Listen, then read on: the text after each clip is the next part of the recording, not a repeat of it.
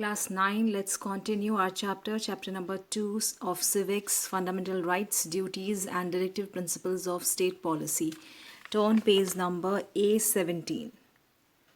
So we were discussing about different salient features, important features of fundamental rights. So let's continue the same topic. Okay, the fifth feature of fundamental rights. Rights may be curtailed through constitutional amendments. All provisions of the Constitution, including those concerning the fundamental rights, can be amended. The Parliament, however, cannot alter the basic structure of the Constitution. So, all provisions of the Constitution, including those concerning the fundamental rights.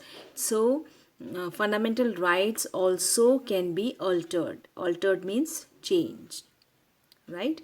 So the Parliament, however, cannot alter the basic structure of the Constitution.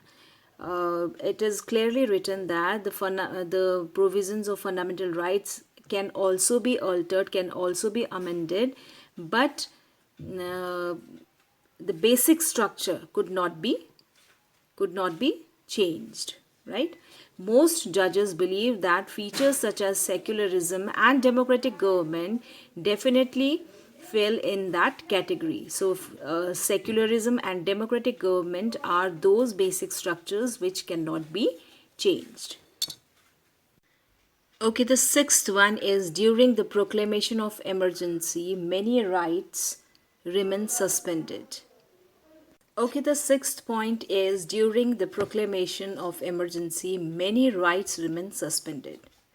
A proclamation of emergency shall have an adverse effect on fundamental rights. Firstly, the rights conferred by Article 19, freedom of speech, freedom of assembly, freedom of movement, etc., remain suspended. In other words, the legislature may make laws or the executive may commit acts which go against the rights conferred by Article 19. Secondly, the President may by order suspend the right to move the court for the enforcement of other rights as well, except the rights conferred by Article 20 and 21 which deal with life and personal liberty. So children, we all know that fundamental rights are very, very essential elements which protect our dignity, our self-respect, right? But you know, children, on certain conditions, the fundamental rights are also suspended, right? On what condition are fundamental rights suspended? During proclamation of emergency, right? Okay, proclamation of emergency. Children, I'll explain you giving an example, the latest incident of Jammu and Kashmir. You all know that on 6th of August 2019, there was the proclamation of emergency in Jammu and Kashmir. Why there was proclamation of emergency? Because of removal of Article 370.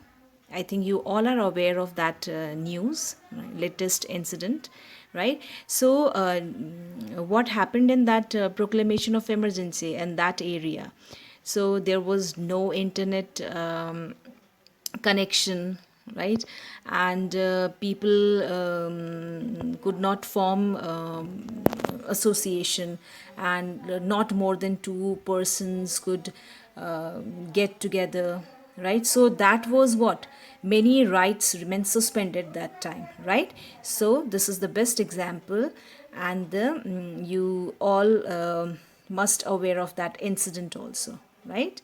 Okay, now let's talk about the 6 basic fundamental rights. Number 1, right to equality.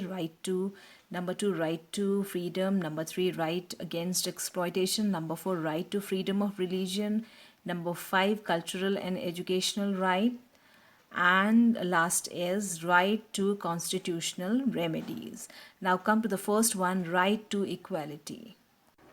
Okay, now the first fundamental right, that is right to equality. So right to equality means all are equal, no matter who you are, men, women, girl, boy, poor, rich, educated, uneducated, whosoever you are, that doesn't matter, right? So here it's written equality before law.